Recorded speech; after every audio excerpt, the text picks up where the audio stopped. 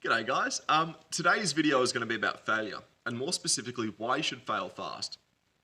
When we start a venture, we get really involved, obviously, and we put a lot of time and energy into what we're working on, and that makes it very hard for a lot of people to let go.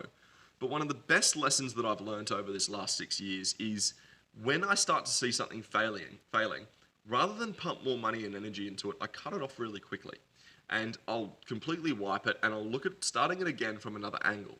And what this does is it saves me a lot of money and it saves me a lot of time and energy. And I don't walk away from the venture feeling sorry for myself. If I'd spent all my money and all my life working on one venture and had no return, I would be feeling horrible. I would have all this weight on my shoulders. I would feel like I've been a letdown and all sorts of different bits and pieces. And I'm sure a lot of people out there are feeling this at the moment as well.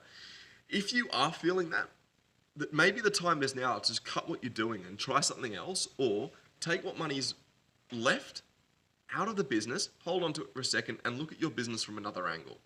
That's another part of that, is that we spend so much time looking at our businesses that we fail to step back and look at it from other angles.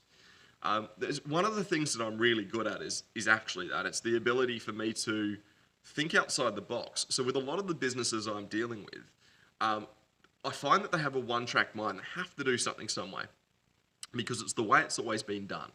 But when I walk in and I say, well, if you tried it this way and you pump the money from here into it to there, it will work. And they try it and it does. They're like, I wish I'd done this 10 years ago. And all it took was a fresh pair of eyes to sit back and go, this is what you're doing wrong. So not only should you fail fast, you should always take criticism on board as well. It's very important, especially positive criticism. A lot of people who you speak to about your business aren't intentionally trying to hurt your feelings. They're trying to give you advice based on what they've seen.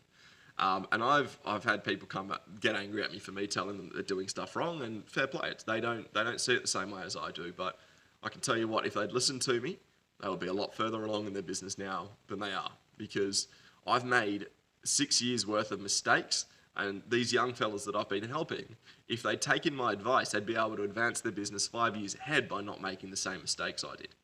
So if you're going to fail, fail fast. See you guys.